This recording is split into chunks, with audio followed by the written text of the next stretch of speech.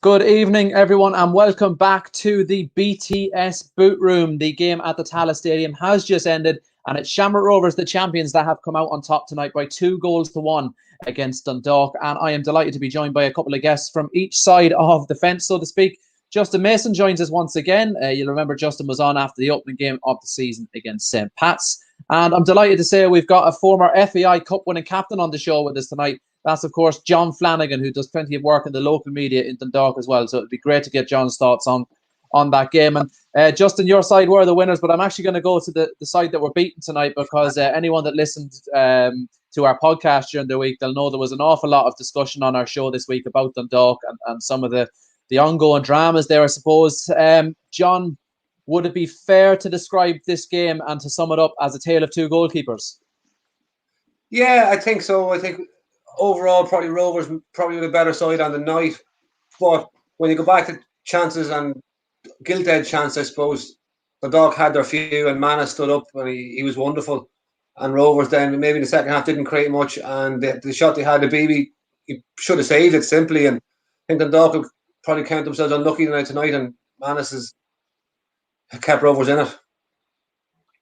As you said, Manas has made some brilliant saves. Dundalk have hit the woodwork on a number of occasions as well. So, look, we'll touch on a baby, what I would perceive as a major mistake for the second goal. But at the same time, Dundalk, a team that's won so much down the years, you'd expect them to be more clinical in front of goal. Yeah, and in fairness, in the first couple of games up there, they've looked a bit lackluster going forward, a bit lacking ideas maybe as well when they're going forward, trying to overplay things. And on another night, maybe Duffy would have had one or two and Hoban as well. But you've got to give credit to Manas. I mean, he stands up really, really well. He makes stuff big. He's an excellent goalkeeper. And on the night, I mean, he's the one that's come out on top against the strikers. Yeah, because Justin, of course, you'll remember as a Shamrock Rovers fan, a couple of seasons ago, Rovers went through that phase where after Alan Manas had left the club to go to Scotland, they really struggled to find a replacement. I mean, Shashinsky was there. Kevin Horgan was there as well. Chopping and changing goalkeepers, and Manas has come back, and the minute he came back, it made a huge difference to the confidence of the entire back four and the whole Rovers team. And I think we've got that case now with Dundalk, where Abibi's come in, he's learning the league, he's now made a couple of very high-profile errors. There's going to be a lot of attention on him. His number 2 is Peter Cherry, who, John, you'll know, has a great history at Dundalk, but whether he's at this stage of his career good enough to be a number 1, I'm not so sure. And at the moment, no third-choice goalkeeper at Dundalk, which I find very strange because I think every team needs a third choice to push the two goalkeepers that you have. So, Justin, would you agree this game tonight, you can sum it up by a tale of the performance of the two men between the posts? I don't think there's a doubt about that. Kieran and John, I think Big Al was superb tonight, especially the point blank save he made in the second half. Like, even the one that was offside that came off the bar, he's just unbelievable. He's just a fantastic goalkeeper. If you actually ever see him, he's so big, and it must be a nightmare for. I mean, famously when he first came to Rovers, Jason Bourne missed that penalty for Bowers against him in Tallaght, and I've always maintained that Bourne looked at it and go, "Where can I put this ball? This lad is so big. Where can I put this ball?" And he just got his angles a bit wrong and whacked it over the bar. But tonight he made 2 brilliant saves, 2 or 3 brilliant saves, and he was, to me, he was man of the match. I was a bit, don't get me wrong, I love Ronan Finn, but I was a bit surprised that Morley gave the man of the match to Finner, because to me, Alan Manas was the man of the match by a country. Yeah, I have to agree. I just qualify one thing in the Dundalk goalkeeper. Even I remember when Big Alan first came to us, he did make a couple of errors. One, I think we beat Dundalk. Johnny might remember this 4-2, the end of 2009 season, and I think Chris Turner got a goal for Dundalk that night. And Manas let one slip through his hands that night. So even though he'd been a quality keeper up the north, it took him a little bit of time to get used to the league. So maybe give the keeper at Dundalk the benefit of the doubt, but certainly after the mistake he made last week against Harps, it doesn't really augur well if you make one the following week again. And I think but I think he has to be given time. I think if Dundalk were to drop him and bring in Cherry, that could ruin the lad's confidence. I think they have to stick with him and stand by him until he gets up to the level. Because he proved in the President's Cup final, he has got some very good attributes about him. But when you make 2 high-profile errors in a week, it's not a good sign from at the same time. Yeah, it's a great point you make. If they drop him now, if they take him out, but does that shatter his confidence? He's in a new environment, in a new country. Maybe he's finding it difficult to settle. We don't know, but it's not a situation I'd like to be in as a management team. But you mentioned there the physical attributes of Alan Manish. You know, it's always great when you have a big physical goalkeeper between the posts. But BB walked out by me the other night when I was doing interviews. There's nothing small about him. He's an absolute man mountain. But John, you seen the cross that he failed to take in the second half, where he totally misjudged it, and he was very, very lucky that it took 2 or 3 goals for him to gather the ball. I mean, that could have been another big error as well. He doesn't look confident at all with the ball at his feet or with the ball in the air. So it's a bad mix. Yeah, and in fairness, he was signed as a goalkeeper who was going to play from the back, and this whole new modern trend of play from everywhere. And he just seems very, very nervous, and he's not a commanding goalkeeper. I mean, you look at Alan Manish, he's probably 6'4", but he's nearly the same size in width. He's a presence. Yeah, but the BB's in the goal. He looks like the physique of a child. I mean, he's 6'6" tall, but he's very slim. He's not commanding. He doesn't seem to dominate his penalty area. He should be coming as like knocking lads like Skittles the size of him. And you can see the nervousness spreading through the back four, couldn't you? I could notice that certainly because I was at the game against Finn Harps, and I just got the vibe when the ball went back to him. Everyone was on eggshells, and that's never a good sign. No, I mean, go back to what I was saying about Manish. Manish gets the ball at his feet, and he's just so composed. Hoban's sprinting at him, closing him. He just take a touch, roll it out wide. Everything's relaxed and everything's composed. He's never under pressure, but his decision making is good. If it has to go, he has to go.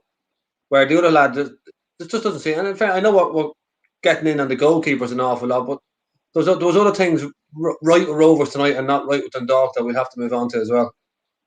Well, let's do it now. As I said, there was positives about that Dundalk performance. Created a number of chances in the second half. Finish and let them down. Some good goalkeeping from Alan Manish. But what were the negatives from a Dundalk point of view? For me, I think looking at it since I've been at the home game so far, the midfield is just there's no balance, there's no shape to the midfield. There are 3 very similar players in there, and I think when they started, unfortunately for Brian having to go off tonight, but they started with this formation similar to the Rovers formation. But for me, Dundalk are trying to put round pegs in square holes. They don't have the players to play a formation, but the team fixed it on playing this particular type of way. And we're not seeing the best from Duffy and another out wide because they're just hugging sidelines. Yeah. Where you look at Rovers who play it, and you have Graham Burke, you have Mandriel, and these boys just drifting in and out, and they're swapping, and they're causing things off. It's fluid, whereas Dundalk look very static. There's no penetration unless you have McElhenney in there with Shields. They don't seem to have someone who can play those into Hoban's feet or the Ivan Needle pass. There's no creativity at all. Well, Rovers are oozing creativity in the middle. This is something we discussed on the podcast during the week. I'm not sure if you heard it, John, but after the Finn Harps game, there was a lot of talk about McElhenney not being involved, and that's why there was such a lack of creative spark. But as I said, unfortunately, fantastic player Patrick McElhenney, but more often than not in the last couple of seasons, he's been unavailable through injury. That is just a simple fact.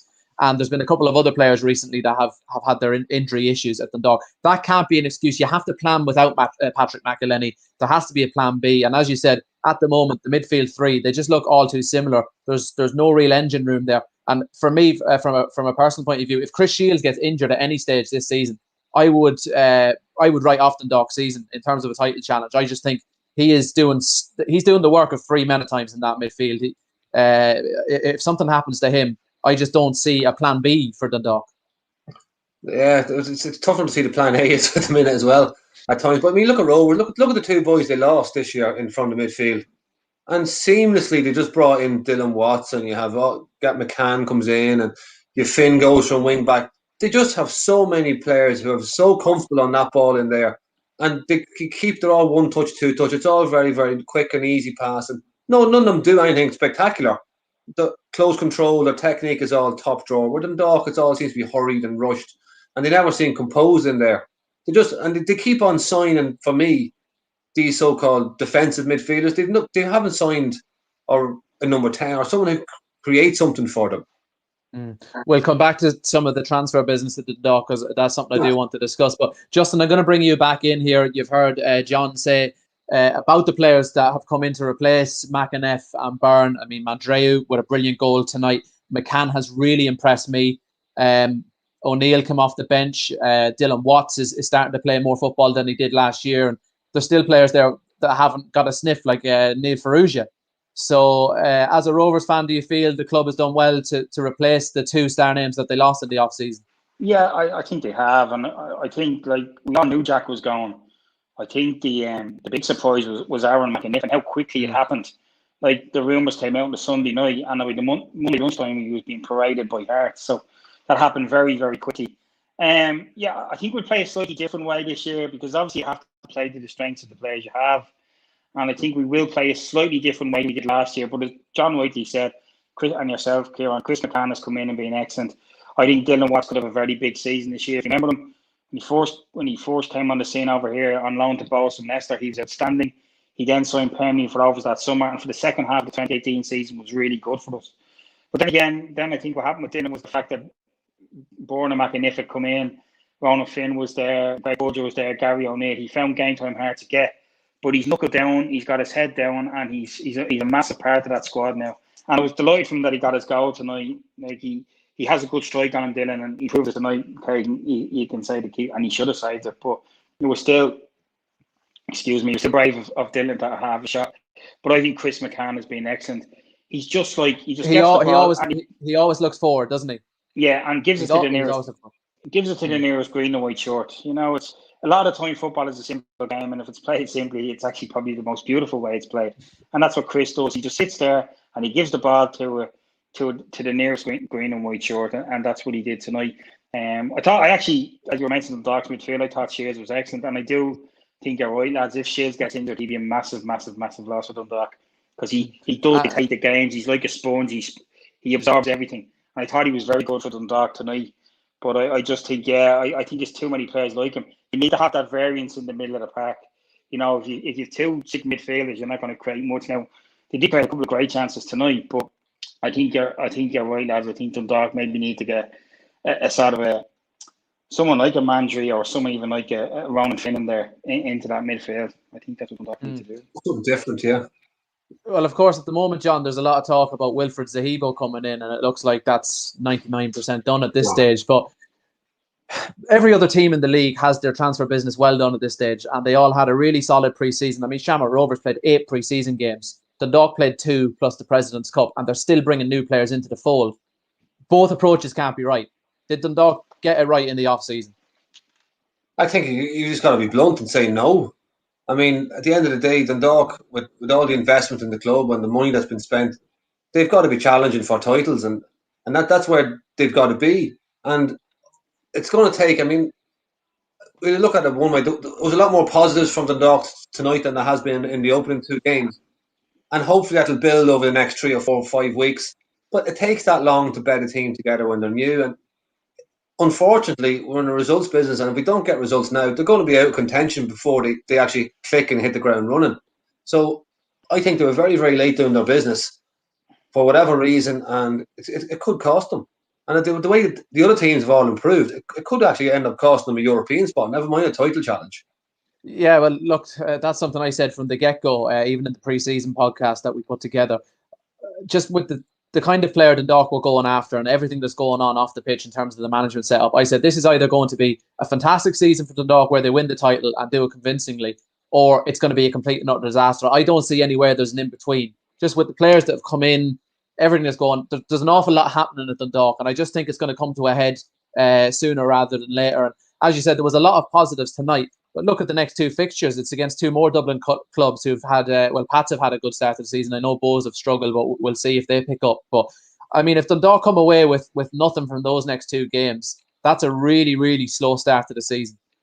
Yeah, if Dundalk don't win both of those games, you're probably going to expect Rovers to win the next 2 games, regardless of who they're against. And if Dundalk don't win them, all of a sudden you're 10 points behind Rovers, and you're only 6 weeks into the season. I mean, you're not catching them. So it's not it's not a must win, but they've got to start picking up wins and stringing them together very, very quickly. Of course, it should be remembered this year, it's not a sprint like it was last season with the 18 games. It's a marathon. We've got a full season to look forward to. So look, I'm sure Dundalk fans are going to be really frustrated tonight, but there's a long way to go yet. Yeah, that's true. But I mean, right, looking at it, I mean, I'm working in the town. I'm a fan of whatever. It's not just the results that the fans are frustrated with. It's the whole setup, the whole Americans coming in, and the what would you say, the novelty of it. It's been taken away from the town, maybe, and they're just not happy the way things have been run off the field, and it seems to be filtering down into the squad where people don't seem to be happy, and there's just not a buzz about the place where there always was. Orwell was always a great place where the players fed off the atmosphere of the club or the town and the supporters. Everything seems to be negative. I mean, the talk last week in the stand, you and yourself, was, will the boys see June, the management team? And I mean, that's a different discussion, but that shouldn't be happening this early in the season. But I mean, they've won 3 out of 12 league games since the boys took over. Yeah. Against poor sides as well. They beat Shelbourne, who we know what happened to them last season. They beat a Derry team who survived by the skin of their teeth, and I think their other win was against Cork as well. So their league record is not good. That's relegation. I mean, and looking at it again, I mean, coming to the end of last season, they got into Europe by default because other teams were dropping points left, right, and centre, and even on the last day of the season, they got beat. But the talent is there. I mean, the players they've signed international quality players this year. The lads they've been there and done that. There just seems to be something missing. And for me, bar that 25 minutes maybe in the second half tonight, the intensity and the effort and the work that it just doesn't seem to be there. It's not clicking at the minute. And as we said earlier on, Chris Shields seems to be dragging people around with a scruff of neck by himself. Yeah. And he's always been the embodiment that everyone copied him, but he seems to be doing it by himself this year. And you can't do that. Look at every one of them Rovers players fought, harried, harassed. Their press was phenomenal, and they worked their socks off. But Dundalk seemed too lackluster and that to me, that's a basic of any team. Justin, you were breaking out into a small grin there at times. Sorry, Kieran. I think, John, I think the one thing that Rovers have, and I think it's great credit to Stephen Bradley, he built some team spirit at that club. Even before they were winning things, that the players would do everything. I walk around the corner from Roadstone and I'd go in for lunch on a Friday and I'd see them, and this was before they won the cup against Dundalk or won the league last year. There was such a great team spirit amongst them, and the fact that they've been successful the last 2 years, that's going to even enhance that even more. And the players that have come in have fitted in seamlessly, not just on the pitch, but certainly off it. The likes of Manju, the likes of Sean Gannon, the likes of Sean Hoare, and Chris McCann, they've just fitted into that ethic that Stephen Bradley has his squad playing under. And I think it really is good for us in that sense. Look, I think from a Dundalk viewpoint, yeah, there will be disappointment. I think the setup, to me, from an outsider looking in, now John Kieran, you could tell me I'm wrong, it just seems totally weird. And I wonder, do players know who are they supposed to? Like, I'm a Liverpool fan in England, and I remember the famous joint manager thing with Hooley and Evans. And it was and like even Robbie Fowler on a podcast was talking about it recently, where they were in Norway on a night out, and Hooley told them, "You can't go out, lads. You've an early flight in the morning." And then Evans saying, "Come on, lads, I'm going out with you." So, like, is that situation in Dundalk? Do the players not know who they're answerable to? Because I know when you had the situation with Perth and Gill, it worked perfectly because it seemed that the people involved at the time knew what their roles were, and their roles were defined correctly. And that's why Dundalk were very successful 2 years ago. They were in a couple of kicks of a ball away from winning the treble. But I just wondering, is it a case now that, no one knows what their role is? I mean, I was watching my father this evening. He said, "I thought he wasn't supposed to about Filippo. Is he not allowed on in the area?" And there he is standing there in the area. So it could confuse players at times because they don't know. And especially if both managers have different approaches to the game. Well, what way do you play? What's your tactics? Who do you listen to? Do you listen to A? Do you listen to B? So I think what Dundalk need to do, they need to basically go, right, Filippo's role is this, Shane's role is this, and that's it. And then they can go forward. That's essentially what they done with that press conference a couple of days before the season. I couldn't believe the timing of it, and I still can't get my head around it, because if you look at St. Pat's, it's basically the same situation. Stephen O'Donnell doesn't have his badges. Alan Matthews does the press before the games to, tick a box essentially. But we all know Stephen O'Donnell is calling the shots. Now, I think O'Donnell may be on a pro license course at the moment, so that's where there's a slight difference. Whereas Dundalk have tried to get Filippo on courses even abroad, and they just can't. So perhaps the spotlight is on them a little bit more because they got that big fine last year and they don't want that to happen again. But I mean, there was absolutely no need to come out a couple of days before the season and say Shane Keegan is the manager. When I think the general consensus across the board from media supporters is that is not the case. What's your view on it, John? It's an absolute shambles, to be honest. And we all know, I mean, it's literally, you're trying to pull the wool over everybody's eyes. I mean, Gary Rogers, I don't know if you've seen him before the match tonight on RTE. He said Shane had accepted a job coaching the GA team down the country a couple of days before. And then this press conference was out, and he's the main man. And we all know that it is just to tick UEFA's boxes that they have somebody in there. They got the shadow coaching fine last year. Yeah. It was 50 grand. It was a big fine. But we'll go back to what we were saying. When Giller was there with Vinny, Giller was there to help and advise and be the head of experience with Vinny, but Vinny was the number one. And they have been unfortunate that, have they been unfortunate that they can't get him on a license for 2 years? But they knew this when he was taking him in. I mean, it's no different to the situation that's developed recently as well. Dundalk have brought in all these internationals, the two lads, Nadelstad and Yarkovskis, and they only found out the week before before their first game they couldn't get the game called off because only call-ups to an Irish, either the Irish or the Northern Irish national team, is enough to get a game called off. Now, I asked Shane Keegan about this during the week. I said, when did you first find this out? He said it was the week of, and he admitted the club probably should have been a little bit sharper on that. Now, I'm not saying it's Shane Keegan's job to do that because he's the team manager. His job is tactics, training, etc. It's not his job to know admin. Somebody within the club should have known that. Yeah, and there's somebody behind the scenes letting things slip. I mean, you go back 2 years ago when the admin, Chris Shields in the final against Rovers. Yeah.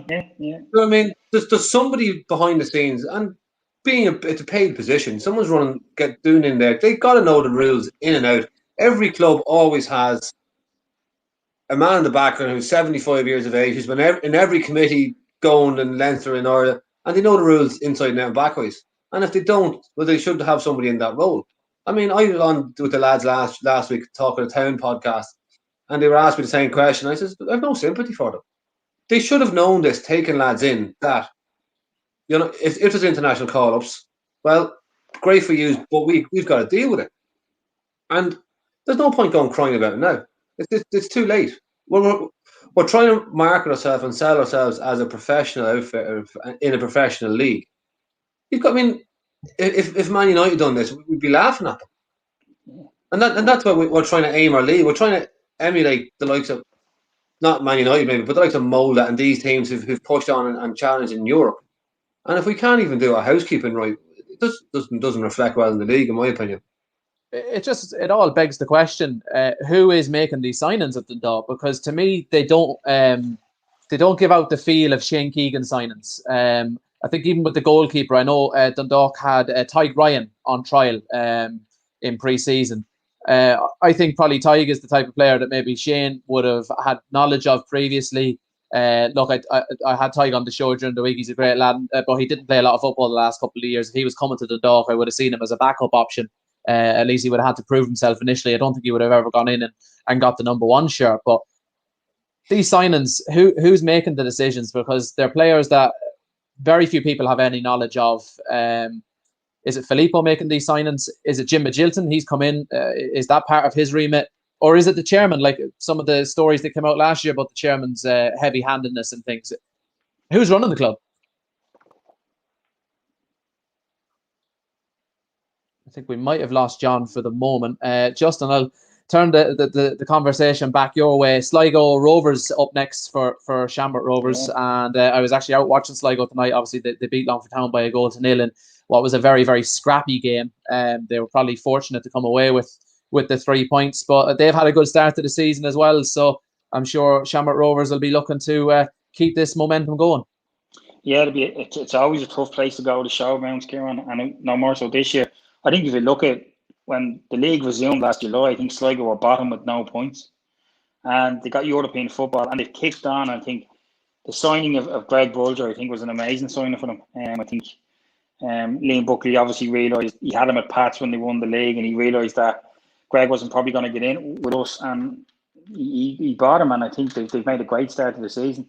So look, if this was a normal year, the show going to be hopping next Saturday. But sadly, I think Greg was probably lucky to get away without being sent off tonight. He should have picked up a second yellow, in my opinion. But aside from that, he really ran the show in the midfield. I think he had a little bit too much know-how for some of our younger players. So, as you said, a great acquisition for Sligo Rovers.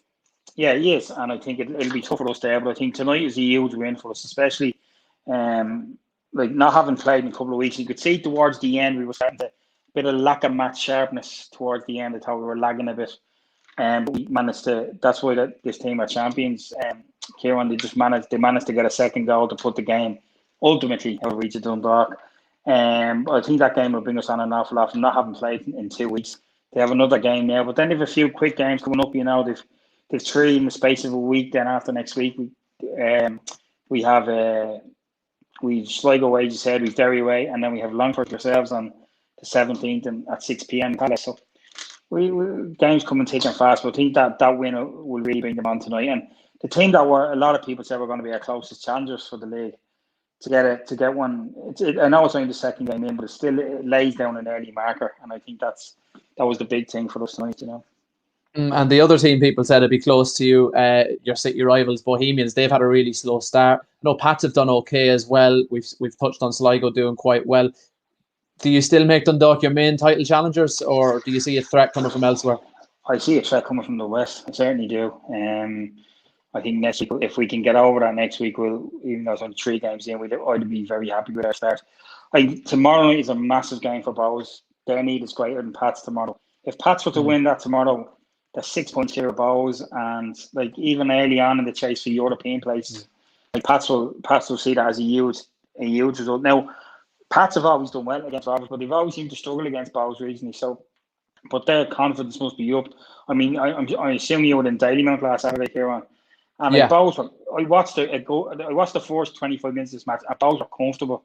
And I thought, I think Bows would win this by 3 or 4-0, and I turned it off and put on the Pats draw again. And I was quite impressed with Pats up to as I said on the show a couple of weeks ago when we played, and Pats approach stuff is lovely. It's fluid and some very good players, but they just the final bit, they seem to be just lacking a little bit, Pats, you know. But I think up to they have a very solid back four and a very good midfield. But a friend of mine after the absolute game, Colin Mann's a Bows fan, Colin started texting us, it's 2-1. So I started watching that again, and I couldn't believe it. I thought Bows fell asleep really, and fair play to young Davis. He took advantage of that to bring Longford back into the game. But I think tomorrow night is a massive game for Bows. They really need 3. Yeah. They can't lose the match. Let's put it that way. If they do, you know, it'll be a very bad start for them. So that'll be interesting to see how that goes tomorrow. Do you feel it's a stronger league than Rovers won last season? Yeah, look, I mean, I think people can talk about 18 games and they can talk about Rovers, but the reason Rovers won it by such a convincing margin last year, they were brilliant last season from front to back. You know, I think 13 clean sheets and 18, only 7 goals conceded in the league, scoring 44 goals from a team that everyone said kind of weak spot was where the goals. They haven't got a 20 goal a season striker, but what they have is they've got goals coming from all over the park. Yeah, I think it will be. I think it will be a closer league this year. I still make us favourites, but I still think a threat will come definitely from the west. I think the other one, Bows are still a very good side, and I wouldn't be writing them off yet, but I think they need to win tomorrow. As for Dundalk, I think just Dundalk need to get their house in order first and take it from little acorns. But I go back to when I said earlier about structures. Now, you look at the way the Rovers management is. Steve McPhail is the sporting director, Bradzer is the manager, and Glenn Crone's the assistant, and they have their fine roles in what they do, and that's why they've been a success. Yeah, you know, and that's football and brains as well across the board. That's the important thing to point out there about Shamrock Rovers.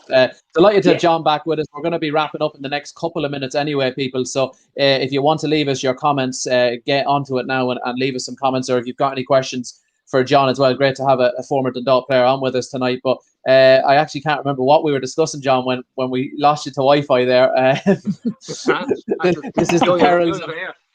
Wouldn't mind, only got a new router today. The perils Brand of new live router today. The perils of live TV. No, we were just talking about the management setup and what's going on up there. And That's why I just come back in at the end, and you said everyone in Rovers, they know what they're doing, and they all have their own individual characteristics, but they all know who the boss is. And I think that leads to a much more harmonious setup, that everyone's looking to Stephen. He has his backups and very, very formidable group of coaches with him, but he's the boss. And he picks the team. They'll all feed in and they'll tell him their own opinions about different positions and different systems, or whatever, but he makes the decisions, and all the players know that. And it makes it so much easier for a player to know who the boss is for a start. John, I heard a thing on RT tonight about a 5-man committee picking the team. Isn't that what the Irish international team used to do back in the day? Like 50s and 60s, you know? I think if that's true, that's madness, because you never have the same team every week. So how do you expect a level of consistency if you're making 3 or 4 changes every week? It just doesn't seem. Even if it's not the case, the fact that they've come out and said that, they were probably just covering up the fact again that Filippo's the manager and Shane's not the manager. We're picking teams by committee, but it's just nonsense, to be honest. I mean, you might as well just throw all the names in a hat and pick out who's going to come out. Yeah. It does seem very, from the outside looking in, it seems very, very strange. You know, there should be only one man picking a team. That's the manager. And that's the head coach, as they're called now. But that's the person. Even the local GA team have a manager. Right, they might have 2, 3, 4 selectors with them, but they have a manager, and he's the boss. Buck stops there. I mean, as you said, Filippo, for a start, last week in Orwell, he was behind the dugout doing all the screaming and shouting. Tonight, he's actually front and centre. Where if that's not, shadow coaching, as they call it in UEFA, drawing attention to the fact that Shane's sitting on the bench and I'm here. Now, again, whether he's the right man for the job or not, that's not the argument we're having. We're just having the optics of it aren't great looking in. Yeah, well, look, you've seen some of the comments flashing up on screen there from both Dundalk and Neutral League of Ireland fans, and a lot of them just don't think this management setup is going to work. And like yourself, John, obviously I live in Dundalk, and whenever I go to other games, people are asking me what's going on at Dundalk, and I'm like, how long do you have? But I mean, a lot of people are just saying to me, will this not turn around when they get a new manager? The issue here is, if some of the stories from last year are to be believed in terms of the chairman and how he operates, God knows who he would put in charge to replace the 2 lads. And again, where does the buck stop? If results don't turn around, is it Shane Keegan that gets the chop? Is it Filippo? Is it both of them? I mean, there's just too much going on. There's too many question marks. The way I kind of say, I mean, I'm the same, living locally, and people stop you the whole. But you say they're not going to. 2 people are not going to uproot their lives and family and move to Ireland from America, where they have a nice to coach a team. I mean, to be a coach, they're going to. They come over to run Dundalk Football Club, and again, whether they were the right appointments at the time or not, that's not the argument we're having. But don't try and hide behind the fact that Shane is the number one and these lads are there helping him. It's not the case. I mean, it's not fair on Shane Keegan either, because he's the one that has to face the media and face all the questions after it. And if what people are saying, if he's not the one fully picking the team, maybe he has some sort of input. I'm sure he has a big input on the training grounds in terms of drills and he gives ideas. Oh, yeah. But if he's not fully managing the team, if he's doing it with one hand tied behind his back and he's the one that loses his job off the back of that, that's got to be very difficult for him to take personally. Yeah, it goes back to what we said earlier on. But John Gill, I mean, I got on very, very well with John and talked to him a few times last year. Yep, great man. John was under no illusions what his role in the club was. He was there to try and nurture Vinny and help him along, and he was the voice of experience, and he'd point out what he felt needed to be done in the club. But if Shane is just there as a puppet for basically presenting to the media, and he's the one that's going to be on the gallows if things aren't going well, and it's not necessarily his fault, and this could hinder his reputation going forward for years. Yeah, because unfortunately he came into this job off the back of a couple of relegations with Wexford. Now I know he worked miracles to get Wexford Youths promoted, and I thought they were fierce and lucky to go down that time as well, because they lost 5 or 6 players who emigrated to New Zealand just before the end of the season as well, and they lost out in a really dramatic playoff up in Drogheda. I was actually at it. It was an amazing game, but I felt fierce and sorry for them to go down that year. And then that Galway team, they were far too good to go down. The players they had, I mean, Dundalk picked up a couple of them, the likes of Ronan Murray. It was a great team. They just couldn't get their back four in order, and they went down as a result. But he already had that kind of follow him around a little bit, and now he could be the man that gets the chop here, as we said, and that's, it's not a great CV all of a sudden when he clearly is a very capable coach, and he's someone I have great respect for as well. So that's why I don't think it's right that he's been put in this position. Now maybe he is picking the team, who knows, but it just doesn't seem right to me. I don't know. Put it this way: Shane came in as the opposition and analysis at the time. If he didn't have his pro license, would he still be in a job in Oriel Park? I suppose that's another point to raise. Dundalk, they've lost a lot. There's been a real brain drain there, hasn't there? I mean, Stephen O'Donnell, he left the club. Rory Higgins left the club. And obviously Kenny had already left at this stage. Now the likes of Gannon, Dame Massey, Gary Rogers, so much experience. But even from the coaching side of things, those names I mentioned, O'Donnell and Higgins, I mean, they were huge losses to the club. And they probably haven't replaced them in truth. Well, you've O'Donnell, Higgins, John Gill, Alan Reynolds, and Vinny. That's 5 pro licensed coaches gone out of the club in the last 2 years. So, I mean, I think they done everything they could to keep Shane. And again, I probably would have liked to seen Shane given a chance himself, because he's one of those typical, what we say, League of Ireland managers who gets players up, who gets players to nearly mirror himself, and he's that real will to win. I mean, look at the Finn Harps game last week. I mean, they were the embodiment of Ollie Horgan and Paul Herty. Yeah. I mean, they would have ran through walls and done it willfully and happily. They battled and fought for it, and they have added some serious quality to their panel as well. But we need, and I think that Shane Keegan would have brought that, but we'll never know. He would have brought his own identity. That's what the point you're trying to make, because Ollie Horgan, his team have an identity. Justin has mentioned the way Shamrock Rovers play, they have an identity. Dundalk at the moment have no identity about them. They seem to be a team of many faces. I mean, sometimes, even in patches and games tonight, I mean, the first half, they try to be patient, they try and be in possession. Then there's 20 minutes where it's all go, and they're putting pressure and high press. And then the next 20 minutes, they go reverting to long balls over the top where they got a bit of joy in the second half. They don't seem to have a style or a pattern of play. And they seem fixated, whether it's the Giovanni's influence of this 3-at-the-back system and the 2-winger, that it doesn't suit them. It suits Rovers. They have the players for it. They've done it for years, and it suits them. Dundalk have to go back to what suits them. And even in the second half of last year, when they weren't performing particularly well, they started off games with 5 at the back. Whenever they reverted to 4 at half time, they were a different team in the second half because they had those players to suit that positions. And to me, you've got to cut your cloth to what you have. Justin, just a quick question I wanted to ask you actually. Sean Gannon obviously is one of your high profile signings, and there was a lot of discussion last year. Oriel, is he better as a wing back? Is he better as a right back? How is he fitted into the Rovers team, do you feel? Sean is a very good player, and he probably was better tonight than he was against Pats. But again, I think he's playing more of a wing back with us, where he probably would have been a more orthodox right foot at Dundalk. So it's probably going to take him time to be used to. Look, we've seen it in England with Matt Doherty, who he hasn't played in a long time for. He's going getting games here and there for Spurs. He was brilliant at Wolves as a wing back, but Marino has played him as an out and out right back, and it's a different position. So it does take time to get used to. But I think Sean has shown glimpses of his quality in the first 2 games, and I think he'll continue to get better with each game.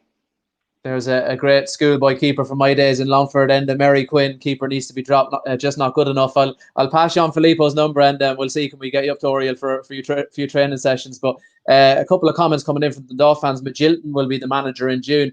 Again, John, he signed a long-term contract to be the sporting director at Dundalk, and we often hear this, this idea that at some stage he's going to end up in the manager's dugout. We don't know will that happen, but if it did happen down the line, again, that just is a lack of strategy, because he's been put in there on a long-term contract for one job, and he could end up doing another.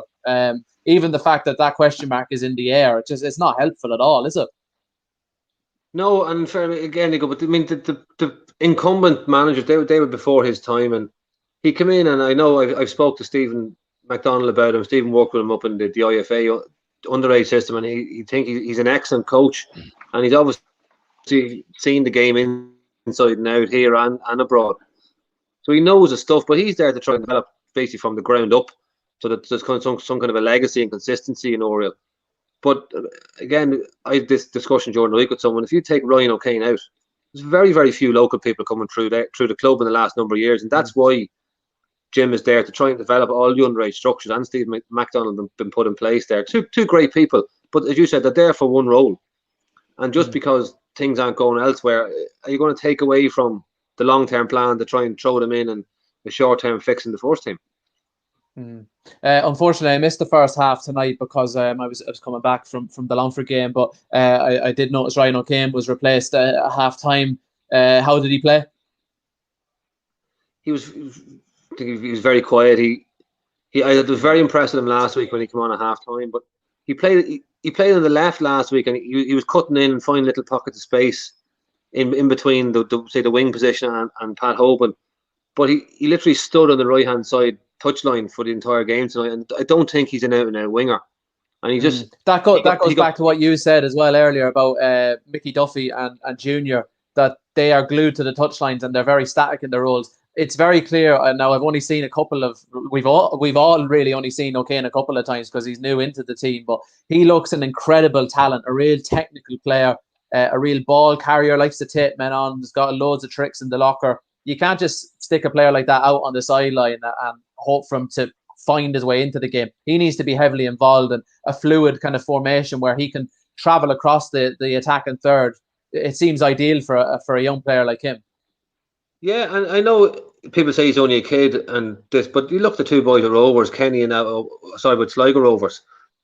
They've been excellent. They're only young kids and they torture in defences. So his age thing, I think he needs to be given. Again, it's only a personal thing from seeing him. He needs to be given more responsibility in the team, not stuck out in the wing where he got bullied out and he got pushed over the sideline a few times tonight. And I think in that situation, he is only a kid and he gets bullied. But let him in, let him find space, let him get on the ball, because he's one of the few players Dundalk have who are technically gifted, can drop a shoulder, do a little drag back here and slide people in. He looks positive when he gets on the ball. He looks forward. He looks to play forward and quick. But he did look lost out, stuck out as a winger tonight. But I think he's a bright future ahead of him. Justin, before I let you go, give us a prediction for your game against Sligo next week. I got me heart 2-1. 2-1, and up next for Dundalk, John, is that game against Bohemians. I suppose you'll have to wait and see how Bohs get on tomorrow against Pats. If Bohs lose that one, they'll probably be coming in equally low on confidence. So it's probably hard to make a prediction right now at this moment in time. But Dundalk do have home advantage. Are you expecting Dundalk to get motoring soon? Well, I hope so. And I mean, I don't know how long Sonny, I think, got 3-game ban, didn't he? Nedestad. I think he picked up a 2-game ban. Yeah, he's out. They didn't count the game last week because he was away in international duty, so they wouldn't let that count. So he's out next week as well. You're missing Garlic. Brian's going to be gone as well for we don't know how long. That looked nasty this evening, didn't it? Because it's one of those. There's nobody around him, and he just goes down in a heap. And I had said it on the podcast during the week, despite the fact that he's advancing in his years, Brian Garland. I thought he really needed to come into the team tonight because they were so shaky at the back against Finn Harps.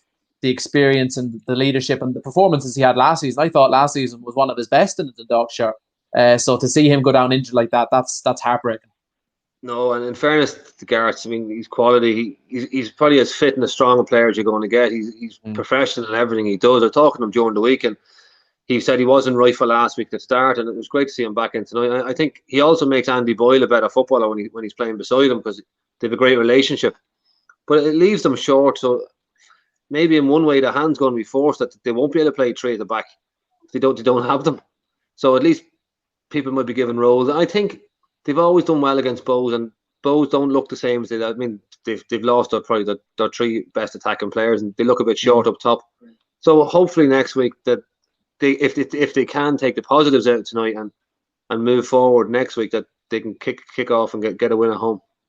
Of course, there will be a former Dundalk man on the pitch, Georgie Kelly, and I seen him in action last week, and he was absolutely fantastic, particularly in the first half against Longford. He's a real handful, so he might be able to prove a point as well. Oh, he's an excellent player, and again, another surprising one last year that they let him go. And I think the one thing about Georgie Kelly, I mean, Adrian, who does the radio, I mean, he just describes him as a magnet. He just seems to track the ball in the box, and he attacks the ball so well, and he will score goals wherever he goes. And I think that was a poor decision by the Dundalk to let him go last year because he wasn't getting the game time. Yeah, it just goes back to some of the decisions made off the field. They're kind of not helping at all at the moment. But John, it's been an absolute pleasure having you on. Thanks so much for joining me tonight. And look, I hope things turn around quickly at Dundalk. Please God, no problem, anytime. So that was 2002 FAI Cup-winning captain with Dundalk, John Flanagan. Thanks to John for joining me on tonight's BTS Boot Room. And Justin, thanks to you as well. I know we probably spent a little bit more time on Dundalk than Rovers, but just there's so many things going on at Dundalk. We have to discuss it. But you've been brilliant once again tonight with your thoughts on the hoops. No problem. Thanks for having me on.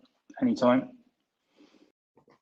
So that brings us towards the end of tonight's BTS Boot Room. Just a very quick reminder for previews, discussion and interviews surrounding tomorrow's games in the League of Ireland. You can check out Between the Stripes LOI podcast, which is available now on all good podcast providers or via our new website, betweenthestripes.net. Just to run you through the score tonight. Elsewhere, of course, Longford Town, they lost out, unfortunately, from my point of view, 1-0 against Sligo Rovers. Gary Buckley with the goal very early on at the start of the second half, but Longford very unlucky not to come away with something there.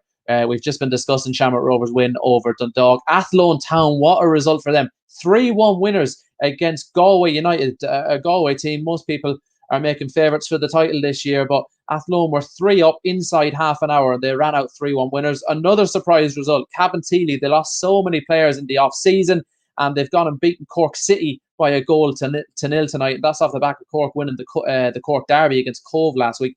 And I thought this would be a belter of a game. It turned out to be one. Shelbourne 3, Bray Wanderers 3. And former Dundalk player Georgie Poynton opened the scoring. A former Shamrock Rovers player, Brandon Kavanagh, he got a goal for Bray Wanderers. He's actually on loan with the Seagulls at the moment. Ryan Brennan then put Shelbourne 2-1 up. Ryan Graydon made it 2-2 before Brandon Kavanagh got yet another goal. And then on the 77th minute, Georgie Poynton scored from the penalty spot. So 3-3 it ended there. And both teams now, Shelbourne and Bray, have both drawn their opening 2 matches. And a historic night down in Limerick as well. Treaty United, their first ever win at League of Ireland level, and they're unbeaten after their first 2 games as well. Anthony O'Donnell with a historic goal on the 25th minute, and Clyde O'Connell was sent off for Treaty. So they've had 2 men sent off in their opening 2 games. And again, it was a 2 yellow card situation there tonight. But Treaty did hold on for the win against Wexford. So that's what's happened across the board tonight in the League of Ireland. We've got a couple more comments coming in. It's just to say a great show. So thanks very much, everyone. I really agree with that. Mark Gilcrease, I missed the first division. Mark, don't be silly at all. Even though Longford lost tonight, I'm still absolutely loving the Premier Division lifestyle, I have to say. And Longford were unlucky not to get something from that game tonight. And yeah, that's it really. So that's where we'll round it up tonight. Thanks for everyone that's joined us on the BTS Boot Room. Make sure you give us a follow wherever you've been watching, on Twitter, Facebook, or YouTube. And as I said, be sure to check out our website, betweenthestripes.net, for all of the latest BTS content and our latest podcast. And that's where we'll round it off now with a reminder of how you can find all your favourite BTS content. But from myself, Kieran Burke, it's good night and thanks for watching.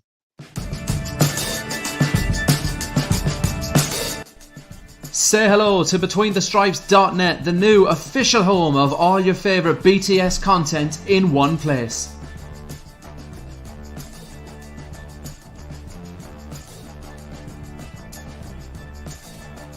Are you a regular listener of Between the Stripes LOI podcast? Well, great news. You can now find all of our latest podcasts via our new website, and you can listen to them there as well, while as ever, you can continue to sync up with the likes of Apple, Spotify, Google, and all your favourite podcast providers.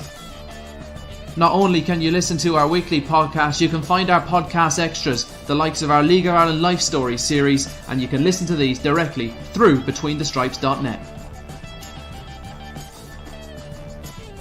We're delighted to have some huge names on board providing regular columns this season on BetweenTheStripes.net, including the likes of Stephen Henderson, Conor Hoey and James Rogers. Read their thoughts now on BetweenTheStripes.net. You can also find all of our latest video content through Between the Stripes TV on BetweenTheStripes.net right now. As ever, you can link up with our socials, Facebook, Twitter and Instagram. And if you'd like to buy us a coffee, you can do that now as well through the desktop version of BetweenTheStripes.net, the new home of Between the Stripes. On top of all of that, our new website is 100% mobile optimized, meaning you can scroll and read the latest Between the Stripes stories, listen to our latest podcast, look at our latest videos, all on the go 24/7 via BetweenTheStripes.net.